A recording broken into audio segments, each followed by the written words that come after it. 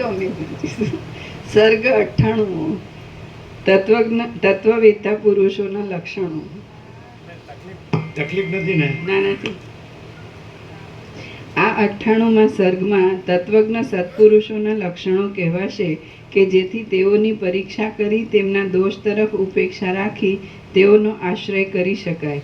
વશિષ્ઠ બોલ્યા, જે પુરુષો વિવેકી, વિરક્ત અને પરમ પદમાં જ વિશ્રાંત હોય છે તેમનામાં લોભ, મોહ આદિ રીપુઓ ઓછા થઈ જાય છે. તેઓ હર્ષ કે ક્રોધ કરતા નથી. વિષયોમાં તેમનો ઝાઝો આગ્રહ હોતો નથી. લોકોનાથી તેઓ પોતે ઉદ્વેગ પામતા નથી, તેમ લોકોને પોતે પણ ઉદ્વેગ આપતા નથી. નાસ્તિકપણાના અભિમાનથી કે આસ્તિકપણાના અભિમાનથી તેઓ શુષ્ક, વૈદિકની પેઠે અતિશય ક્લેશ કરનારા કષ્ટકારી કર્મોના અનુષ્ઠાન કરતા નથી. તેમનું આચરણ મનોહર અને મધુર હોય છે, તેમજ તેમનું ભાષણ પણ લોકપ્રિય અને કોમળ હોય છે. ચંદ્રમાના કિરણોની પેઠે તેઓ સંગ માત્રથી જ અંદર આનંદ ઉત્પન્ન કરે છે અને ક્ષણવારમાં કાર્યોનો વિવેક તથા નિર્ણય કરી શકે છે. તેમનો આચાર કોઈને ઉદ્વેગકારી હોતો નથી.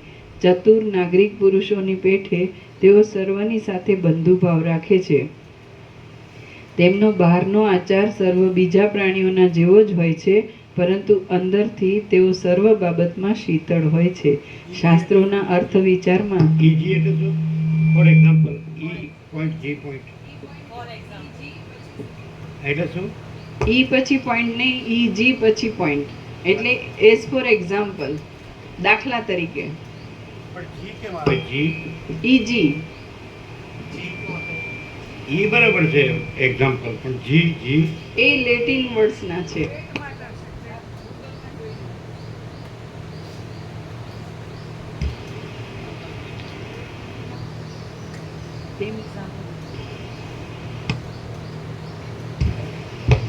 તેમનો બહારનો આચાર સર્વ બીજા પ્રાણીઓના જેવો જ હોય છે, પરંતુ અંદરથી તેઓ સર્વ બાબતમાં શીતળ હોય છે. શાસ્ત્રોના અર્થ વિચારમાં તેઓ રસિક હોય છે, તત્વજ્ઞ હોય છે અને તેમને લોકોના સર્વ પૂર્વાપર વિષયોનું ઘણું સારું જ્ઞાન હોય છે. અમુક વિષય ત્યજવા યોગ્ય છે અને અમુક વિષય લેવા યોગ્ય છે એમ તેઓ સારી પેઠે સમજે છે, તેમજ યથાપ્રાપ્ત વ્યવહાર કરી જાય છે. તેઓ નિષિદ્ધ કાર્યોથી સદા નિવૃત્ત જ રહે છે અને સદાચાર પાળવામાં રસિક હોય છે. જેમ પ્રફુલ્લિત થયેલા કમળો ભમરાને આદર આપે છે, તેમ તેઓ આવેલા અર્થીને, યાચક અતિથિને આવરણ રહિત એવા ઉપદેશરૂપી સુગંધ વડે, ઉત્તમ આશ્રય આપવા વડે અને સુખકારક અન્નપાન વડે પૂજે છે. તેઓ મનુષ્યોના સમૂહને પોતાના સદ્ગુણોથી વશ કરી લે છે. મનુષ્યોના પાપોને સંગથી અને ઉપદેશથી તેઓ નિવૃત્ત કરી દે છે. શીતળ આરામની પેઠે તેઓ સ્નિગ્ધ દેખાય છે અને વર્ષા ઋતુમાં પ્રસન્ન રહેનારા સુંદર વાદળાની પેઠે તેઓ સદા પ્રસન્ન રહે છે. પર્વતો જેમ ધરતીકંપને રોકે છે, તેમ તે ધીર પુરુષો રાજાઓનો ભંગ કરનાર, દેશોનો ભંગ કરનાર તથા પ્રાણીઓને વ્યાકુળ બનાવી દેનાર એવા દુર્ભિક્ષ આદિ આવી પડેલા ક્ષોભને પોતાના તપના પ્રભાવથી રોકી દે છે. પ્રાણીઓને તેઓ વિપત્તિમાં ઉત્સાહ આપે છે અને સંપત્તિમાં સુખ ઉપજાવે છે. ચંદ્રબિંબની પેઠે તેમનો દેખાવ શીતળ અને શાંત હોય છે. પતિવ્રતા સ્ત્રીઓની પેઠે તેઓ રૂપ, સ્નેહ અને મધુરતા આદિ ગુણોને ધારણ કરે છે. વસંતની પેઠે તેઓ યશરૂપી પુષ્પો વડે દિશાઓને સ્વચ્છ કરી દે છે અને ભાવિ શુભ ફળોના તેઓ હેતુરૂપ થાય છે. તેમનો આલાપ નર કોકિલોના જેવો મધુર હોય છે. સદા તટસ્થ રહેનારા સત્પુરુષોરૂપી પર્વતો તરંગો વડે મોટી ચકરીઓવાળા વ્યામોહરૂપ મગરમચ્છના નિવાસરૂપ જાણે મૂર્તિમાન હેમંત ઋતુ જ આળોટતી હોય તેવા દેખાતા મનુષ્યના નિવાસ સ્થાનને હરકત કરનારા અને વિચારરૂપી તરંગોના ક્ષોભ વડે ચપળતાવાળા નરપતિ આદિ પરપુરુષના ચિત્તરૂપી મહાસાગરને સદા તટસ્થ રહેનારા સત્પુરુષોરૂપી પર્વતો વિવેકના ઉપદેશ વડે રોકી રાખવાને સમર્થ થઈ શકે છે. આપત્તિઓમાં બુદ્ધિનો નાશ કરે તેવા વિષમ પ્રસંગમાં શોક, મોહ, જરા, મૃત્યુ, ક્ષુધા અને પીપાસારૂપી 6 ઉર્મિઓના ઝપાટામાં પ્રાણીઓને આકુળ બનાવી દેનારા દેશભંગ આદિમાં અને દુરંત સંકટોમાં સત્પુરુષો જ સત્પુરુષોની ગતિરૂપ થાય છે. ઉપર કહેલા ચિહ્નો વડે તથા બીજા પણ આગળ વર્ણવી ગયેલા ચિહ્નો વડે ઉત્તમ ચિત્તવાળા મહાત્મા પુરુષોને ઓળખી લેવા અને સંસાર માર્ગમાં ભટકી થાકી ગયેલા પુરુષે અદ્વિતીય બ્રહ્મમાં વિશ્રાંતિ મેળવવા માટે તેમનો આશ્રય લેવો. ઉપર કહેલા ચિહ્નો વડે તથા બીજા પણ આગળ વર્ણવાઈ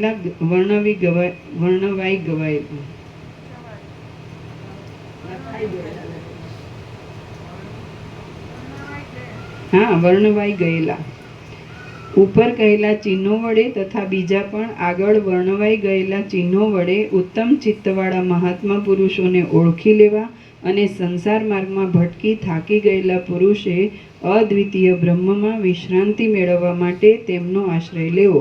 કેમ કે સર્પના જેવો મહાભયંકર સંસારરૂપી સાગર અત્યંત વિષમ છે અને સત્સંગ વિના બીજા કોઈ પણ વહાણથી તેને તરી શકાતો નથી. કેમ કે સર્પના જેવો મહાભયંકર સંસારરૂપી સાગર અત્યંત વિષમ છે અને સત્સંગ વિના બીજા કોઈ પણ વહાણથી તેને તરી શકાતો નથી. મારું જે થવાનું હોય તે ભલે થાઓ, મારે વિચાર કરવાનું શું પ્રયોજન છે, એમ અંદર પ્રમાદ રાખી ખાડામાં પડેલા કીડાની પેઠે બેસી રહેવાનું નથી. ઉપર બતાવેલા ગુણમાંથી માત્ર એક જ ગુણ જેમાં રહેલો હોય તેના તેટલા ગુણને ગ્રહણ કરવો અને તેના બીજા દોષો તરફ લક્ષ્ય ન આપવું. ગુણ દોષને જાણવા માટે બાલ્ય વયથી માંડી પોતાના પ્રયત્નથી યથાયોગ્ય રીતે સત્સંગથી અને શાસ્ત્રથી પોતાની બુદ્ધિને પ્રથમ વધારવી. કાંઈ પણ દોષના લેશનો પણ આદર કરવો નહીં અને નિરંતર સજ્જનની સેવા કરવી. કદાચિત તેમાં કોઈ સ્થૂળ દોષ દેખાય અને તેને દૂર કરી શકાય એમ ન હોય તો પછી તેનો ક્રમે કરીને ધીમે ધીમે ત્યાગ કરવો. રમ્ય વસ્તુ પણ અરમ્યતાને પ્રાપ્ત થાય છે અને સ્થિર વસ્તુ પણ અસ્થિરપણાને પ્રાપ્ત થાય છે. લોકમાં પણ તેમ જ દેખાય છે. તેથી હું માનું છું કે વખતે સજ્જન પણ અસજ્જનપણાને પ્રાપ્ત થઈ જાય છે, પરંતુ સજ્જન દુષ્ટતાને પામે એ તો એક મોટો ઉત્પાત છે. દેશકાળના યોગે અને કોઈ સમયે મનુષ્યોના પાપોના યોગે કોઈ મોટો ઉત્પાત પણ દેખવામાં આવે છે. સર્વ કર્મોનો ત્યાગ કરી સદા સજ્જન સમાગમ કરવો. કેમ કે સજ્જનોની સંગતિ આલોક અને પરલોક એ બંનેને સુધારવામાં સાધનરૂપ છે. એ વાત નિર્વિવાદ છે. કોઈ પણ સમયે સજ્જન ગુરુથી બહુ દૂર થઈ રહેવું નહીં. નિત્ય વિનયવાન થઈ મહાત્માઓની શુશ્રૂષા કરવી. કેમ કે મહાત્માઓના વિનાયતને સર્વત્ર પ્રસરી રહેનારા શમ દમ આદિ ગુણોરૂપી પરાગ તેમની પાસે રહેલાને અવશ્ય સ્પર્શ કરે છે. નિત્ય વિનયવાન થઈ મહાત્માઓની શુશ્રૂષા કરવી. કેમ કે મહાત્માઓના વિનાયતને સર્વત્ર પ્રસરી રહેનારા શમ દમ આદિ ગુણોરૂપી પરાગ તેમની પાસે રહેલાને અવશ્ય સ્પર્શ કરે છે. શ્રી યોગ વાસિષ્ઠ મહારામાયણમાં નિર્વાણ પ્રકરણના ઉત્તરાર્ધનો તત્વવિદ પુરુષ લક્ષણ વર્ણન નામનો સર્ગ 98મો સમાપ્ત. સર્ગ 99મો સંસારમાં તિર્યક અને સ્થાવર જાતિના ભોગો. આ 99મા સર્ગમાં કૃમિ, કીટ, પતંગ આદિ તિર્યક જાતિ અને સ્થાવર જાતિના સંસારમાં જે ભોગ હોય છે તે સર્વ વર્ણવવામાં આવશે. રામ બોલ્યા, આપણી મનુષ્ય જાતિના દુઃખ ક્ષયને માટે શાસ્ત્ર, સત્સંગ, યુક્તિ, યોગ કિંવા યુક્તિ પ્રયુક્તિ, મંત્ર, ઔષધિ, તપ, દાન, તીર્થ અને પવિત્ર આશ્રમોનો આશ્રય વગેરે ઉપાયો છે. પરંતુ કૃમિ, કીટ, પતંગ આદિ તિર્યક જાતિ અને સ્થાવર જાતિના દુઃખનો ક્ષય કયા ઉપાયથી થાય? તેઓ કેવી રીતે જીવે છે અને તેઓ કેવા કર્મવાળા હોય? વસિષ્ઠ બોલ્યા, આ જગતમાં સ્થાવર જંગમ પ્રાણીઓ પોતાની યોનિને યોગ્ય એવા ભોગોવાળી સુખની સત્તામાં સારી પેઠે વિશ્રાંત થઈ રહેલા છે. સૂક્ષ્મ જીવો પણ આપણી પેઠે જ પોતાની યોનિને યોગ્ય એવા સુખ ભોગવવાની ઈચ્છાવાળા હોય છે, પરંતુ આપણે ભોગોમાં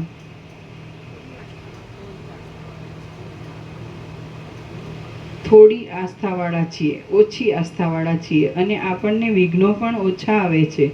નાના જીવોને ભોગોમાં આસ્થા વધારે હોય છે અને તેમને પર્વતના જેવા મોટા વિઘ્નો આડા આવે છે. જેવી રીતે વિરાટ બ્રહ્માંડરૂપી શરીરનો અભિમાની સમષ્ટિ જીવ પોતાના ભોગને માટે યત્ન કરે છે, તેવી જ રીતે મોવાળાના અગ્રભાગ જેવા ઝીણા જીવડાઓ, કીડાઓ, મચ્છરો અને માકડ વગેરે પ્રાણીઓ પણ બાળકની વાળેલી મુઠ્ઠીના વચલા છિદ્રના કરતાં પણ નાના એવા સ્થાનમાં રહીને પોતાના ભોગને માટે યત્ન કરે છે, એ અહંકારનો વિલાસ તો તમે જુઓ. એક શૂન્ય આકાશમાં જ રહેનારા પક્ષીઓ નિરાધાર આકાશની અંદર ઉત્પન્ન થાય છે અને ત્યાં જ મરણ પણ પામે છે. તેમને ક્ષણવાર પણ સ્વસ્થતા મળતી નથી. કીડીને પોતાના માટે કણનો સંગ્રહ કરવો, પોતાના સ્થાનની કલ્પના કરવી અને પોતાના કુટુંબના પોષણ માટે યત્ન કરવો, એ ચેષ્ટાઓ માટે આપણા દિવસના જેટલો લાંબો સમય પણ બસ થતો નથી. તે તો તેમને ક્ષણ જેટલો થઈ પડે છે. તીમી નામનું ત્રસેણનું જેવડું એક નાનું જીવડું થાય છે.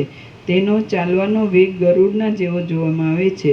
અમુક શરીર આદિ હું છું અને અમુક સ્ત્રી પુત્ર આદિ ભોગ્ય વિષય મારું છે, એવી કલ્પના ખડી થઈ જઈને જેમ જગત અનેક ગુણોની સાથે વિશાળ આકારે મનુષ્યોને પ્રતીતિમાં આવે છે, તેમ કૃમિને પણ તે પ્રતીત થાય છે. વ્રણમાં પડેલા કીડાઓની પેઠે આપણું જીવિત પણ દેશ, કાળ, ક્રિયા અને દ્રવ્યના સંબંધથી વ્યગ્રતાવાળી વિષય વાસના વડે વૃથા ચાલ્યું જાય છે. વૃક્ષો કંઈક જાગૃત અવસ્થાવાળા હોય છે, પાષાણો ઘાટી નિદ્રાની દશા ભોગવે છે અને કૃમિ, કીટ આદિ જીવો મનુષ્યની પેઠે જ પોતપોતાને યોગ્ય વિષય ભોગવવામાં નિદ્રા અને જાગ્રત એ બંને સ્થિતિવાળા હોય છે. કૃમિ, કીટ આદિ પ્રાણીઓને શરીરની સ્થિતિના સમયમાં સુખ રહે છે, પરંતુ આપણી પેઠે જ તેમને પણ શરીરનો નાશ દુઃખ ઉત્પન્ન કરે છે. શરીરમાં જીવિત સ્થિર થઈને રહે એ તો તેમને પણ પ્રિય જ હોય છે. જેમ વેચાઈને કોઈ બીજા દ્વીપમાં ગયેલો ગુલામ એ દ્વીપને ઉદાસીનપણાથી જુએ છે, તેમ પશુ, મૃગ આદિ પણ પોતાના ઉપભોગમાં નહીં આવનારા પદાર્થોના સમૂહને ઉદાસીનપણાથી જુએ છે. આપણી પેઠે જ તિર્યક જાતિને પણ આ સંસાર સુખ દુઃખ પેદા કરે છે, પરંતુ કેવળ તેઓ પદાર્થોનો વિભાગ કરી શકતા નથી. બળદ વગેરે પશુઓ હૃદયમાં પેદા થતા સુખ દુઃખોથી અકળાય છે અને બહાર તેમના ધણીઓ નાકમાં નથ નાખી ખેંચી જાય છે. આમ તેઓ બંને પ્રકારે પરાધીનપણે ખેંચાયા કરે છે, છતાં તેઓ પોતાના દુઃખને દૂર કરવાને કે તે પ્રકટ કરવાને શક્તિમાન થતા નથી. એવી જ સ્થિતિ દ્વીપાંતરમાં વેચાયેલા પામર પુરુષો, ગુલામો વગેરેની હોય છે. આપણા લોકોની ત્વચા સ્પષ્ટ અને સુકુમાર હોય છે. આપણને સુષુપ્તિ અવસ્થામાં જેવો સુખ દુઃખ આદિનો અનુભવ થાય છે, તેવો જ અનુભવ વૃક્ષો, વેલાઓ, અંકુરો આદિને સ્પષ્ટપણે થતો હોય છે. આપણે સંસારરૂપી અરણ્યમાં નીકળી પડ્યા છીએ. આપણને ચારે બાજુથી ભયાતુરપણે પદાર્થોનો જેવો અનુભવ થાય છે, તેવો જ અનુભવ ભયાતુરપણામાં રહેલી પક્ષી, સર્પ આદિ તિર્યક જાતિને પણ થાય છે. આ વાત નિર્વિવાદ છે. જો વિક્ષેપને મૂકી દઈ વિચાર કરીએ તો ઇન્દ્રને અને નાના કીડાને પોતાના સ્વરૂપાનંદમાં અને આહાર, નિદ્રા, મૈથુન આદિથી થતા સુખમાં કશો ફરક નથી. જો વિક્ષેપને મૂકી દઈ વિચાર કરીએ તો ઇન્દ્રને અને નાના કીડાને પોતાના સ્વરૂપાનંદમાં અને આહાર, નિદ્રા, મૈથુન આદિથી થતા સુખમાં કશો ફરક નથી. એ વિષયમાં બંનેના મનની પ્રસન્નતા સરખી જ હોય છે. બાકી બંનેના માનસિક વિક્ષેપ દુર્નિવાર છે. રાગ, દ્વેષ, દુર્નિવાર્ય. નિવારવી દુષ્કર.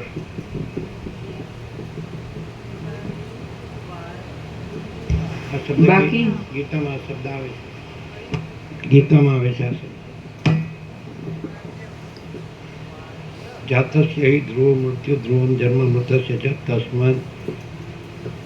તસ્માદ અનિવાર્ય છે ના તમ સચિતમ રહસે તસ્માદ અપરિહાર્ય એટલે દુર્નિર્વાર્ય. અપરિહાર્ય, તસ્માદ અપરિહાર્ય છે. અપરિહાર્ય ત્યાં એવો અર્થ છે. અપરિહાર્ય મને અપરિહાર્યનો અર્થ એવો થાય જે નિવારી ન શકાય એવું. નિવારી ન શકાય એટલે નિશ્ચિત છે. નિશ્ચિત જન્મનો મૃત્યુને મરેલાનો જન્મ નિશ્ચિત છે, અનિવાર્ય છે. અપરિહાર્ય મને અનિવાર્ય એમ. દુર્નિર્વાર્ય એટલે અનિવાર્ય છે. નિવારવો દુષ્કર. બંનેના મનની પ્રસન્નતા સરખી જ હોય છે. બાકી બંનેના માનસિક વિક્ષેપ અનિવાર્ય દુર્નિવાર્ય છે. રાગ, દ્વેષ, ભય, આહાર અને મૈથુનથી ઉત્પન્ન થતું સુખ દુઃખ અને જન્મ મરણ આદિનો ખેદ તિર્યક જાતિને પણ આપણી પેઠે જ હોય છે અને તેમાં કશો ભેદ હોતો નથી. શાસ્ત્રથી જાણવામાં આવતા પુણ્ય પાપ, બ્રહ્મ તત્વ આદિનું જ્ઞાન, થઈ ગયેલી વાતનું જ્ઞાન અને ભાવિ વસ્તુનું જ્ઞાન એ વગેરે બાબતને એક બાજુ રાખીએ તો બાકીનું બીજું જ્ઞાન તો નોળિયા, સર્પ, શિયાળ, હાથી આદિ પશુઓમાં મનુષ્યના જેવું જ હોય છે. વૃક્ષો સદાકાળ સુષુપ્તિ અવસ્થાની સ્થિતિમાં રહે છે તેમના જેવી મૂઢ અવસ્થાવાળી પોતાની સત્તાને પર્વતો વગેરે પણ અનુભવે છે. વળી બીજા કેટલાક હિમાલય, મેરુ વગેરે પર્વતો અખંડ ચિદાકાશનો જ અનુભવ કરતા રહી સદાકાળ સમાધિમાં રહેલા છે. વૃક્ષ આદિ જેમ ગાઢ નિદ્રા જેવી દશામાં રહે છે તેમ પર્વતો પણ પોતાની સત્તામાં જ રહ્યા છે. વળી જંગમ પ્રાણીઓ પણ મૂળ સ્વરૂપે તો ચિદાકાશ રૂપ છે. માટે જે કાંઈ કોઈ પણ સમયે દેખાય છે તે ચિદાકાશ વિના બીજું કશું નથી. પર્વત આદિની સત્તા અને વૃક્ષોની નિદ્રા જેવી સ્થિતિ અખંડ ચૈતન્ય રૂપ છે, કેમ કે તેમને દ્વૈતનું ભાન હોતું નથી. માટે તત્વદ્રષ્ટિ વડે જોતા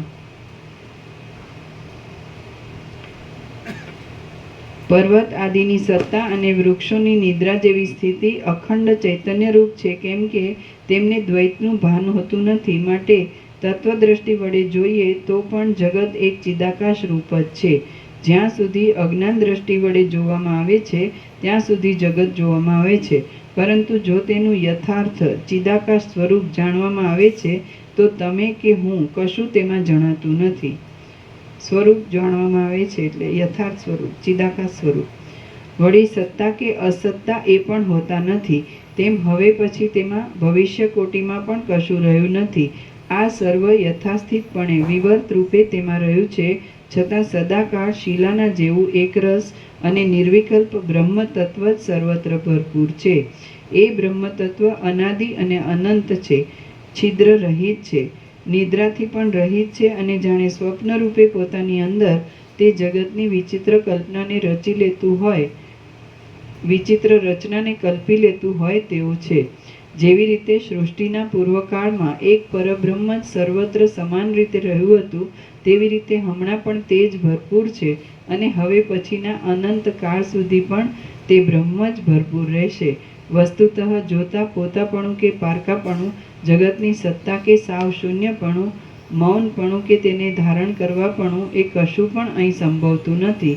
તમે સુખથી યથાસ્થિતપણે રહો અને હું પણ યથાસ્થિતપણે સુખથી રહ્યો છું. અહીં પરમ શાંત ચિદાકાશની અંદર સુખ દુઃખનો જરા પણ સંપર્ક નથી. સ્વપ્નનગરમાં ચિદાકાશ વિના બીજું શું રહ્યું છે એ તમે જ કહો.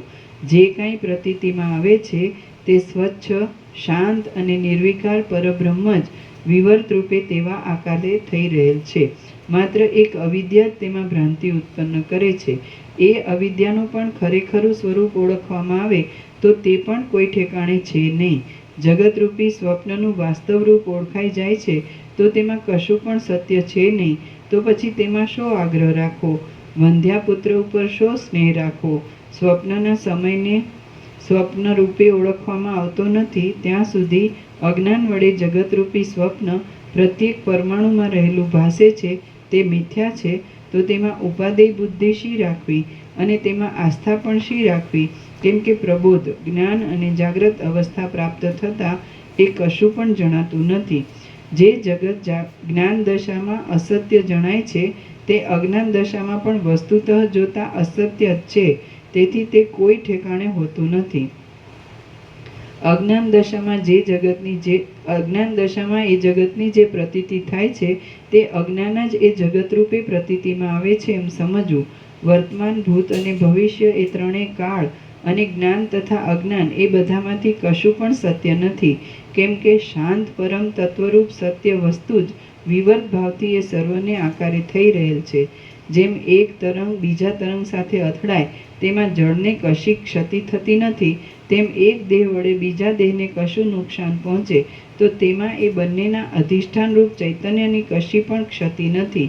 ચિદાકાશની અંદર જ હું એક દેહરૂપ છું એવી ભ્રાંતિ ખડી થઈ જાય છે તો પછી ભ્રાંતિ વડે ખડો થયેલો દેહ નાશ પામી જાય છે, તેમાં શાનો નાશ થાય છે? ચિદાકાશ સદા પ્રબુદ્ધ દશામાં જ રહે છે અને તેનું સ્વપ્ન જ જગત રૂપે થઈ રહેલું છે. તે વસ્તુતઃ જોતા પૃથ્વી આદિ સ્થૂલ ભાવથી રહિત છે, તેથી તે ખરેખર સ્વપ્નાત્મક જ છે. સૃષ્ટિના આદિકાળમાં ચિદાત્માને હિરણ્યગર્ભને પ્રથમ પ્રતીતિમાં આવેલા સ્વપ્નમાંથી પૃથ્વી આદિ વાસ્તવિક સત્ય છે એવો નિશ્ચય બંધાઈ રહેલો છે. બાકી સ્વપ્નના પદાર્થમાં સત્યતાની ભ્રાંતિ થવી એ એક કેવળ કલ્પના રૂપ જ છે. આ જગતરૂપી સ્વપ્ન અનાદિ પ્રવાહરૂપે નજરે પડે છે અને તેના અવયવોની સ્થિતિ સાવ અસત્ય છે, છતાં તે જાણે સત્ય હોય તેમ તેમાં પૃથ્વી આદિની કલ્પના કરવામાં આવી છે. આ ભ્રાંતિ એવી તો દ્રઢ થઈ રહેલી છે કે અસત્ય છતાં તે પરમ સત્યપણાને પ્રાપ્ત થઈ ગયેલી છે. બાકી સત્ય તત્વ તો અત્યંત નિર્મળ છે. વસ્તુતઃ જોઈએ તો ચિદાકાશ રૂપ પરબ્રહ્મ જ યથાસ્થિતપણે રહ્યું છે, છતાં તે આ સર્વ દ્રશ્યના આકારે પ્રસરી રહેલું છે. બાકી કશો પણ દ્રશ્ય વર્ગ રહેલો જ નથી. તો પછી તેનું સ્મરણ કરનાર કે વિસ્મરણ કરનાર વળી કેવો જ હોય? પોતાના ચિન્મય સ્વરૂપના અજ્ઞાનને લીધે જગતમાં સત્યતા લાગે છે, પરંતુ જો ખરેખર તત્વજ્ઞાનનો ઉદય થાય તો અજ્ઞાનરૂપી આવરણ કરનારું કપાટ તરત ઉઘડી જાય છે. સર્વ દ્રશ્યવર્ગ સહિત અજ્ઞાનનો બાદ થઈ જાય છે, એટલે છેવટ એક ચિન્માત્ર તત્વ જ અવશેષ રહે છે. આથી પૃથ્વી આદિ કશું કોઈ પણ સ્થળે સંભવતું જ નથી અને જે કાંઈ દ્રષ્ટા કે દ્રશ્ય દેખાય છે તે પરમ મંગળમય નિર્મળ ચિદાકાશ રૂપ જ છે. જેમ અરીસામાં બહારના બિંબને લીધે સામું પ્રતિબિંબ જોવામાં આવે છે, તેમ ચિદાકાશની અંદર બિંબ વિના જ જગત પ્રતિબિંબ રૂપે પોતાની મેળે જ ભાસ્યા કરે છે. જેમ અરીસાની અંદર પ્રતિબિંબ રૂપે બિંબ દેખાય છે છતાં તે કાંઈ જ નથી, તેમ ચિદાકાશની અંદર જગત વિવર્ત રૂપે દેખાય છે છતાં તે કાંઈ જ નથી. જે કાંઈ શાસ્ત્ર સંબંધી વિચાર વડે સિદ્ધ થતું હોય અને જે પ્રમાણ વડે પણ સિદ્ધ હોય તે જ સત્ય કહેવાય. બાકી તો આભાસ માત્ર છે, તે કોઈ દિવસ થયેલ જ નથી. તો તે સત્ય ક્યાંથી જ હોય? કેટલીક વસ્તુઓ ભ્રમરૂપ છતાં અર્થને સાધી આપનાર તથા ક્રિયા કરી આપનાર થાય છે. જેમ કે સ્વપ્નમાં દેખાયેલી સુંદર સ્ત્રી ભ્રાંતિરૂપ છે, છતાં તે શુક્રસ્ત્રાવ રૂપી ક્રિયાને સત્યપણે ઉત્પન્ન કરે છે અને પોતાના પ્રયોજનને સાધી આપે છે. જગતની ભ્રાંતિ વિશે પણ તેમ જ સમજવાનું છે. જે કાંઈ જગત દેહ આદિરૂપ ભ્રાંતિનો ભાસ થાય છે તે તો ચિદાત્માનો જ એક વિવર્ત છે અને તે પરમ ચિદાકાશ રૂપ છે. જો ખરેખર એમ જ છે તો પછી હું ક્યાં છું? જગતની શોભા પણ ક્યાં છે? તમે પણ ક્યાં છો? અને દ્રશ્યની પ્રતીતિ પણ ક્યાં છે? હે પ્રિય રામચંદ્રજી, મરી ગયા પછી પાછો પુનર્જન્મ થતો હોય તો કોનો નાશ થાય છે? મરી ગયા પછી જો પાછો જન્મ ન થતો હોય તો પણ જન્મ જરા મરણ આદિ વ્યાધિ આદિ પ્રપંચમાંથી છૂટવાથી શાંતિ થાય છે અને પરમાનંદ રૂપ મોક્ષનો લાભ થાય છે. એવી રીતે બંને પક્ષમાં તમારા જેવા ઉદાર બુદ્ધિવાળા અને જ્ઞાન દ્રષ્ટિ વડે કેવળ ચિન્માત્ર રૂપ જ થઈ રહેલા પુરુષને કશું પણ દુઃખ છે જ નહીં. મૂર્ખ પુરુષને જે કાંઈ આ પ્રસંગમાં ભાસતું હોય છે તે તો તેના પોતાના જ જાણવામાં આવે એવું છે. અમે તે વાતને જાણી શકતા નથી, કેમ કે જે મત્સ્ય ઝાંઝવાની પાણીના જળમાં રહેતો હોય, ઝાંઝવાની નદીના જળમાં રહેતો હોય તે જ તેના ચપળ તરંગોના સપાટાઓને જાણી શકે, બીજાથી તે જણાય નહીં. જેવી રીતે ચિદાકાશ રૂપ આત્મા જ મનોરાજ્યમાં શાખાઓ ઉપશાખાઓ તેના ઉપરના ભાગો પત્રો ફળો ઇત્યાદિ રૂપી એક દેહને ધારણ કરી રહેલ સંકલ્પ વૃક્ષના રૂપે સ્ફુરે છે, તેવી જ રીતે તત્વવેત્તાઓની દ્રષ્ટિમાં અંદર તથા બહાર સર્વ ઠેકાણે ચિદાકાશ જ હું, તમે તથા જગત ઇત્યાદિ સર્વના આકારે વિવર્ત રૂપે સ્ફુરે છે અને તે વસ્તુતઃ જોતા એક જ છે. શ્રી યોગ વાસિષ્ઠ મહારામાયણમાં નિર્વાણ પ્રકરણના ઉત્તરાર્ધનો પરમાર્થ નિરૂપણ નામનો સર્ગ 99મો સમાપ્ત. સર્ગ 100મો. દેહાત્મવાદી પુરુષોને તત્વજ્ઞાન થવાની યુક્તિ. આ 100મા સર્ગમાં ચાર્વાક આદિ દેહાત્મવાદી પાના નંબર 1442 100મો સર્ગ.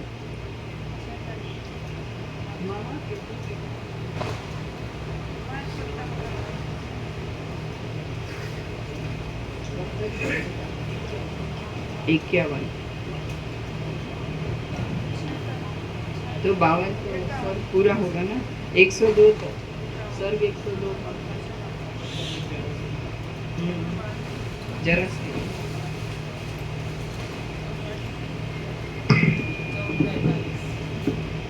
સર્ગ સોમો. આ સોમા સર્ગમાં ચારવાકાદી દેહાત્મવાદીઓના મતમાં પ્રવિષ્ટ થયેલા પુરુષોની બુદ્ધિ પણ જેવી રીતે તત્વમાં ઉતરે તેવી યુક્તિ કહેવાશે. દેહાત્મવાદી પુરુષોને તત્વજ્ઞાન થવાની યુક્તિ. રામ બોલ્યા, હે મહારાજ, હું આપને જે પૂછું તે આપ ધ્યાન દઈ સાંભળો, પછી આપ તેનો ઉત્તર કહો. કેટલાક માને છે કે પોતાનું મૃત્યુ કાંઈ પ્રથમથી પ્રત્યક્ષ હોઈ શકતું નથી અને ભસ્મ થઈ ગયેલા તથા સર્વ દુઃખની નિવૃત્તિ પામેલા દેહાત્માનું પાછું આવું સી રીતે સંભવે? માટે જ્યાં સુધી જીવવું ત્યાં સુધી સુખથી જીવવું આવો પક્ષ જેવો સ્વીકારે છે તે ચારવાકાદીની દુઃખ શાંતિ માટે સંસારમાં સી યુક્તિ છે? વસિષ્ઠ બોલ્યા, પોતાનો અંતરાત્મા જે નિશ્ચયને અંદર અખંડિતપણે ગ્રહણ કરી લે છે તેનો તેવો જ અનુભવ તેને થાય છે. આ વાત સર્વજનને પ્રત્યક્ષ છે. જેમ નિરાકાર આકાશ સર્વત્ર રહેલું છે તેમ શાંત નિર્વિકાર ચિદાકાશ સર્વની અંદર રહેલું છે. તે જ પામર પ્રાણીઓની દ્રષ્ટિમાં દેહ આદિ દ્વૈત પ્રપંચ રૂપે ભાષે છે અને વેદાંત શાસ્ત્ર તથા વિદ્વાનોનો અનુભવ વગેરેમાં એક અદ્વૈત રૂપે જણાય છે. કેમ કે ચિદાકાશ વિના બીજા પદાર્થોનો અત્યંત અસંભવ જ છે. સૃષ્ટિના આદિકાળમાં મહાપ્રલયની અંદર ચિદાકાશ વિના બીજું કશું પણ હોતું જ નથી.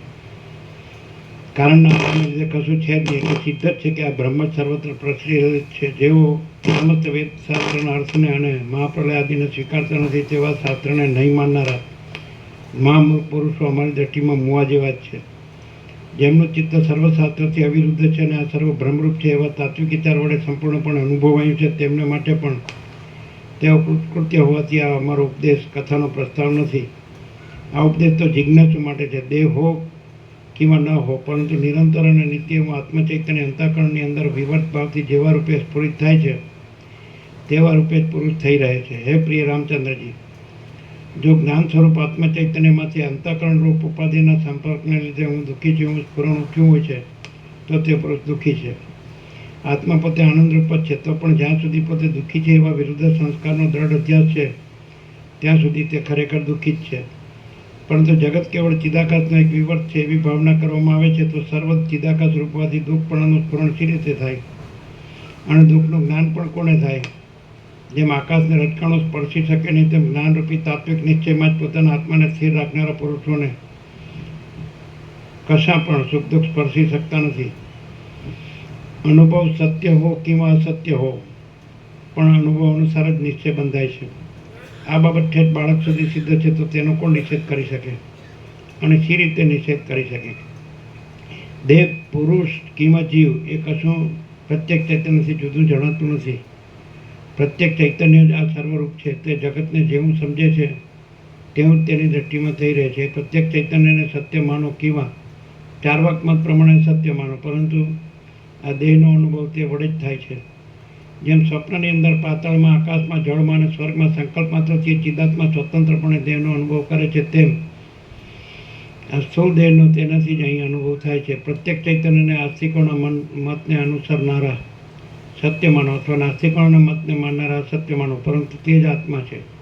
તે પ્રત્યેક ચૈતન્ય અંદર જે નિશ્ચય બાંધે તે તેની ભાવના પ્રમાણે સત્ય છે. વ્યવહારમાં સત્યપણે કાર્ય કરી આપનાર થાય છે, એમાં કશો સંશય નથી. એ પ્રત્યેક ચૈતન્ય વડે જ સર્વશાસ્ત્રનું પ્રમાણ સિદ્ધ થાય છે અને સર્વ સિદ્ધાંતોનો સિદ્ધાંત પણ તે જ છે એમ મારી બુદ્ધિમાં જણાય છે. પ્રત્યેક ચૈતન્યમાં જે અવિદ્યા આરોપિત રૂપે રહેલી છે તે જ અવિવેકીઓની દ્રષ્ટિમાં તેમની ભાવના પ્રમાણે દેહ આદિના આકારે પરિણામ પામી જઈ તેવા રૂપે પ્રતીતિમાં આવે છે અને તે તત્વજ્ઞાન રૂપે પરિણામ પામે તો શુદ્ધ ચિદાકાશ રૂપ થઈ જાય મોક્ષ રૂપી ઉત્તમ ફળ આપનાર થાય છે. એ અવિદ્યા પવિત્ર દેશકાળ આદિમાં સ્નાન દાન આદિ ક્રિયા કરવાથી કે રસાયણ મંત્ર ઔષધ આદિ દ્રવ્યથી કે વેદશાસ્ત્રમાં નિરૂપણ કરેલ સ્વર્ગ પશુ પુત્ર આદિની એષણા ઈચ્છાના ભ્રમોથી કોઈ દિવસ નિશ્ચિત રીતે તત્વજ્ઞાન થયા વિના શાંત થતી નથી. કદાચિત બીજા વડે એ અવિદ્યારૂપી શંકા ક્ષણવાર શાંત પડી જાય છે તો પણ તે પાછી તત્વજ્ઞાન ન હોય તો તરત આવિર્ભાવ પામે છે. જો એમ થયા કરે છે તો પછી તત્વજ્ઞાન વિના બીજા કયા ઉપાય વડે ને ક્યારે જીવનું આ વિદ્યારૂપી દુઃખ શાંત થાય? અંદર રહેલું પ્રત્યેક ચૈતન્ય જ મનુષ્યના જીવરૂપ છે અને તે જે દ્રઢ ભાવના બાંધે છે તે અનુસાર સુખી કે દુઃખી થાય છે એવો નિશ્ચય છે. પ્રત્યેક ચૈતન્ય રૂપી આત્માનું જો અસ્તિત્વ છે અને તેનું ખરું સ્વરૂપ ઓળખવાથી બંધ ટળે છે તો તે તત્વવેતાઓને સંસારનો બંધ તોડવામાં શરણરૂપ છે. પણ જો તે ન હોય તો જગતમાં જીલાના જેવા મૌનવાળું અંતપણું જ અવશેષ રહે છે. પુરુષ પ્રત્યેક ચૈતન્ય રૂપ છે અને સ્વયં પ્રકાશ છે. તે પોતે જેમ નિદ્રા વડે પોતામાં જળપણાનો અનુભવ કરે છે તેમ એક જાતના અંધાપા જેવા અજ્ઞાન વડે કરીને આ જગત દેખે છે. જો સાક્ષીરૂપ પ્રત્યક્ષ ચૈતન્યનો અપલાપ કરવામાં આવે તો પછી સાક્ષીના અભાવને લીધે જગતની અંધાપા જેવી સ્થિતિ અવશેષ રહે. રામ બોલ્યા, હે મહારાજ, આ સંસારનો દિશામાં ક્યાંય અંત નથી, નીચે કે ઉપર પણ તેને અંત નથી, તેમ જગતનો નાશ પણ નથી. જગત તો સદાકાળ છે જ. આમ જેણે જગતના અભાવની બુદ્ધિને તોડી દઈને તેના અસ્તિત્વની ભાવના કરી હોય તથા આ સર્વ વિજ્ઞાન ઘનરૂપ છે એવું જેને તત્વજ્ઞાન થયું ન હોય અને સર્વના નાશને ન દેખતા ન કદાચિત ઈદૃશ્યમ જગત એ સાંખ્યમત પ્રમાણે જેવા જગત દેખાય છે તેવું સદાકાળ સત્ય છે એમ જે જોતો હોય તેની આદિનો નાશ કરવાની શી યુક્તિ હશે? એ મારા સંસારને ફરીવાર મારા બોધની વૃદ્ધિ થવા માટે નિવૃત્ત કરો. વસિષ્ઠ બોલ્યા, આ સંબંધમાં એક યોગ્ય ઉત્તર તો પ્રથમ જ અપાઈ ગયેલો છે. હવે બીજો ન્યાયોચિત ઉત્તર હું કહીશ તે તમે સાંભળો. હે પુરુષોત્તમ રામચંદ્રજી, તમે ઉપર બતાવ્યા પ્રમાણેના નિશ્ચયવાળો જે પુરુષ કહ્યો તે જો તેના માનવા પ્રમાણે પોતે ચિદાભાસ રૂપ હોય તો ક્રમે કરીને તેને આત્મતત્વનો અનુભવ થાય છે. કેમ કે દેહ આદિ આકારરૂપી ઉપાધિ માત્ર આભાસરૂપ છે અને તેનો નાશ થતાં તે પરમાત્મામાં મળી જાય છે. એટલે પછી તેને ચિત્તમાં દુઃખ લાવવાનો કશો પણ અવકાશ રહેતો નથી. એમાં જરા પણ સંશય નથી. કદાચિત તેના માનવા પ્રમાણે તે અતિવાહિક સૂક્ષ્મદેહને આત્મરૂપ માનતો હોય અને તેને વિનાશથી રહિત ગણતો હોય તો પછી દુઃખનો અવકાશ જ ક્યાં રહે છે? કદાચિત તે પોતાના આત્માને સ્થૂળ દેહરૂપ જ માનતો હોય તો તેના અવયવોનો વિભાગ થવા રૂપી વિનાશ વગર વિચારે પણ અવશ્ય સિદ્ધ જ છે એવો નિશ્ચય છે. તો પછી તેમાં પણ દુઃખ લાવવાનો ક્યાં અવકાશ છે? જો કદાચિત પોતાના આત્માને તે શુદ્ધ ચિદ્રૂપ માનતો હોય તો મરી ગયા પછી તે વિધિમુક્ત થઈ જાય છે. એટલે તે ફરીવાર જન્મ મરણ આદિ રૂપ સંસારને પ્રાપ્ત થતો નથી. તેથી તે દુઃખ રહિત તથા મુક્ત જ છે. જો કદાચિત તે પોતાના આત્માને અજ્ઞાનરૂપી આવરણ વડે યુક્ત સમજતો હોય તો જે જીવ છે તેને તત્વજ્ઞાન વડે શુદ્ધ થયેલ નથી. તે સંસારના બીજનો નાશ ન થવાથી જન્મ મરણ આદિરૂપી સંસારને પામ્યા વિના રહેતું નથી. પરંતુ તેને પણ કોઈ જન્મમાં જ્ઞાનનો ઉદય થવાનો સંભવ છે. તેથી તેને મનમાં દુઃખિત રહેવાનો અવકાશ નથી. કદાચિત કોઈનો એવો જ નિશ્ચય હોય કે ચિદ્રૂપ આત્મા છે જ નહીં તો પછી તે તેવી ભાવના લીધે પોતે પણ પાષાણને જેવો જળ વિશેષ જ્ઞાન વડે શૂન્ય હોય છે. મરણ પર્યંત દ્રઢ થઈ રહેલી તેવી ભાવનાને લીધે શરીર પડી ગયા પછી તેનું વિશેષ ચેતનપણું જતું રહે છે. તેની સ્થિતિ ગાઢ સુસુપ્તિના જેવી થઈ જાય છે અને તે તેવી દશાવાળા મરણને શ્રેયરૂપ સર્વ દુઃખનો છેડો લાવનાર માને છે. પણ તેને તત્વજ્ઞાન વડે મથતા